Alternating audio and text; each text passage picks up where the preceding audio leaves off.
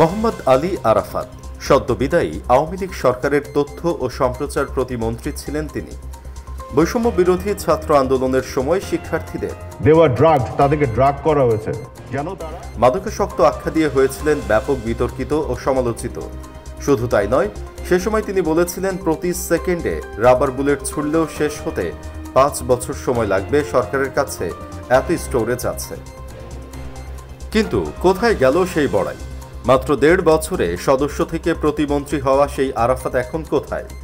সম্প্রতি ছাত্র জনতার অভ্যুত্থানের মুখে শেখ হাসিনা সরকারের পতনের আগে গণমাধ্যমকে চাপে রাখা এবং আন্দোলনরত শিক্ষার্থীদের নিয়ে নানা সময় কটূক্তি ও অভিযোগ করা ব্যক্তিদের মধ্যে অন্যতম ছিলেন আওয়ামী লীগ সরকারের সাবেক তথ্য ও সম্প্রচার প্রতিমন্ত্রী মোহাম্মদ এ আরাফাত। মাত্র 1.5 বছরের ব্যবধানে আরাফাত বাগিয়ে নেন দেশের পুরনো রাজনৈতিক দল আওয়ামী লীগের কেন্দ্রীয় কমিটির সদস্য পদ।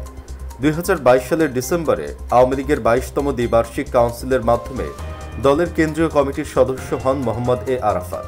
তার আগে দলের কোনো পদে না থাকলেও টেলিভিশনের টক শোতে মাঝে মধ্যেই দেখা যেত তাকে। তারপর দলের ত্যাগীদের পেছনে ফেলে কেড়ে নেন ঢাকা 17 আসনের দলীয় মনোনয়ন, হন সংসদ সদস্য, স্থান করে নেন মন্ত্রিপরিষদেও। সরকার পতনের পর থেকেই তাকে আর খুঁজে পাওয়া যাচ্ছে না। দলীয় নেতাকর্মীদের সাথেও কোনো যোগাযোগ নেই তার। তাহলে কোথায় আছেন দলের দুঃসময়ে গা ঢাকা দেওয়া এই নেতা? তবে গত 27 আগস্ট গুঞ্জন উঠেছিল গ্রেফতার হয়েছেন আরাফাত।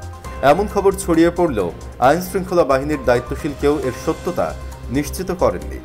আরাফাত আটক নাকি আটক নন তা নিয়ে তখন তৈরি হয় ধূম্রজাল। এদিকে দ্বাদশ জাতীয় সংসদ নির্বাচনে ঢাকা 17 আসন থেকে জয়ী হন আওয়ামী লীগের প্রার্থী মোহাম্মদ এ আরাফাত। অনেকটা প্রতিদ্বন্দ্বিতা ছাড়াই নৌকার প্রার্থী হিসেবে জয়ী হয়েছিলেন তিনি।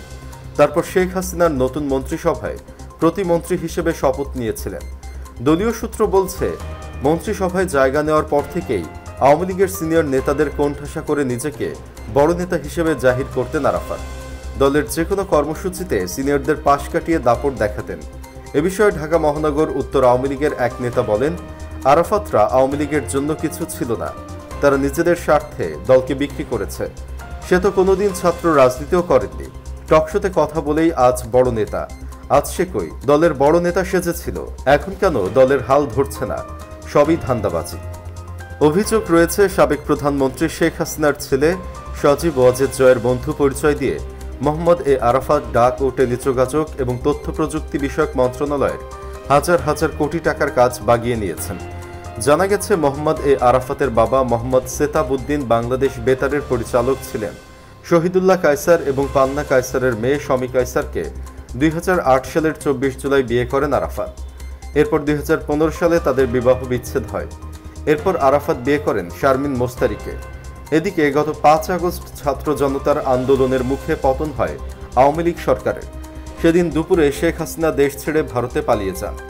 তারপর থেকে আওয়ামী লীগের অনেক নেতা আত্মগোপনে রয়েছেন, আবার কেউ কেউ দেশ ছেড়ে বিদেশে পাড়ি দিয়েছেন। অন্যদিকে এখন পর্যন্ত আওয়ামী লীগের 2 ডজনেরও বেশি মন্ত্রী, সংসদ সদস্য, উপদেষ্টা ও শীর্ষ পর্যায়ের নেতা গ্রেফতার হয়েছেন।